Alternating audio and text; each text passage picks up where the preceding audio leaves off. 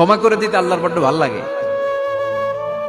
বান্দা আল্লাহর কাছে বারবার চাক, চোখের পানি ছাড়ুক, এটা আল্লাহ পছন্দ করে।